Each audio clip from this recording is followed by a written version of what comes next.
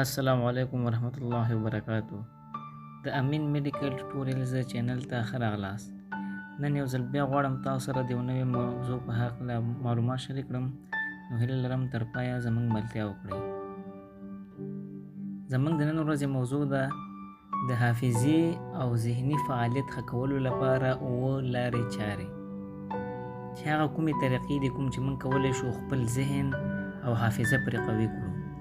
نو هیله لرم تر پایه زموږ ملتیا وکړئ.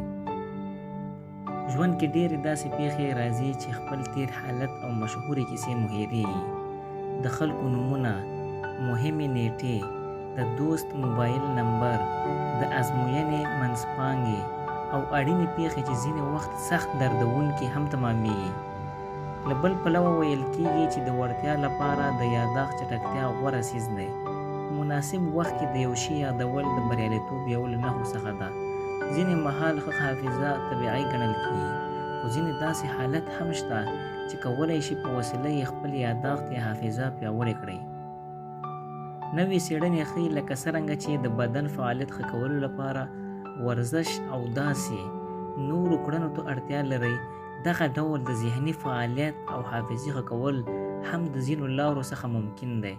دا فکر لرل چې زما ذهن پیدایشي خراب دی یا نورې ستونزې لرئ غلط دی. د حافظې او یاداښت غوره کولو او ښه کولو لپاره ځینې اړینې لارې په لاندې ډول دي. لومړی، منفي سوچ پرېږدئ. د انسان ذهن په طبیعي ډول منفي څیزونو ته متوجه کېږي چې د غوره شخصیت لپاره زیانمن بلل کېږي. په عام ډول د انسان ذهن تر دې اندازې منفي عادت کېږي چې د مثبت سوچ او فکر لرلو لپاره کوښښ پکار وي. منفي سوچ د انسان ذهني وړتیا کمزوري او محدوده کوي چې پر حافظه بد اغیزه کوي. د دې خبرې اندازه په خپله ولګوئ.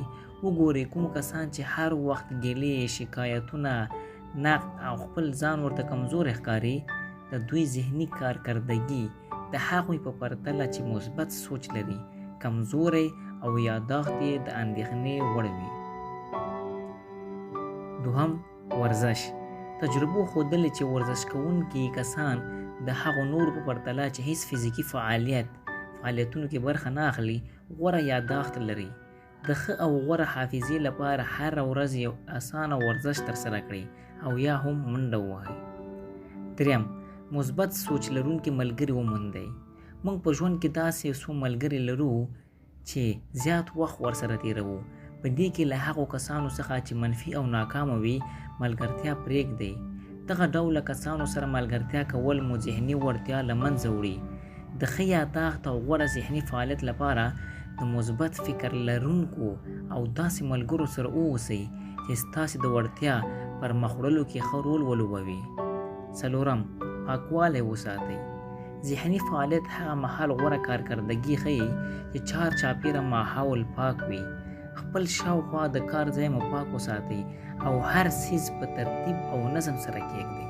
منظم ژوند کول زموږ تمرکز او ذهني کارکردګي ښه کوي. پنځم، خوب ته ځانګړې پاملرنه وکړئ. روغتیا پوهان همیشه وایي چې د شپې غوره او بشپړ خوب د هر ډول ذهني ناروغۍ مخنیوی کولی شي. دا ډول پوهان زیاتوي چې د شپې کم خوب مو په الزایمر ناروغي هم اخته کوي. د ښې او غوره یاداښت او حافظې لپاره د شپې خوب په لومړۍ درجه اړین دی. په یو وخت بیده کېدل او په یو وخت ویښېدل ذهني ستونزمنتیا له منځه وړي او یاداښت په قوي کولو کې مهم رول لري. بالعکس، خوب ته پاملرنه نه کول یا ګډ وډ خوب کول د یاداښت ترڅنګ مو په هر ډول ذهني کارکردګۍ منفي اغیز کوي. شپږم، نوي شیان زده کوئ. څېړنو ثابته کړې چې هره ورځ نوي شیانو یادولو سره مو حافظه فعاله پاتې کېږي. په یو بله څېړنه کې ویل شوي چې هر هغه کسان چې عمرونه یې د 80 یا 90 کاله وي او بیا یې هم یاداښت قوي وي، د دې شاته راز هره ورځ نوي څیزونه یادول دي. په دې سره مو ذهن په خوارۍ عادي وي، خو کله چې نوي څیزونه یادول پرېږدئ د حافظې زوال مو پیل کېږي. اووم، فشار څخه ځان وژغورئ.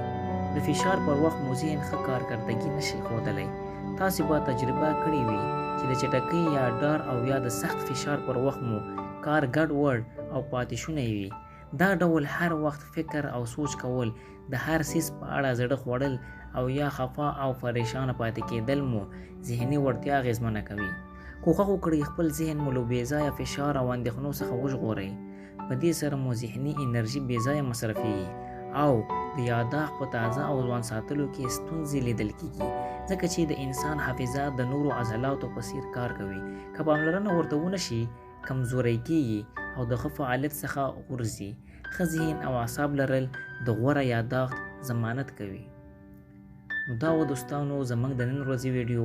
هیله لرم چې ویډیو مو خوښه شوې وي او دا هیله هم لرم چې په دې خبرو عمل وکړئ تر څو مو خپل ذهنونه ښه قوي او تندرسته کړي.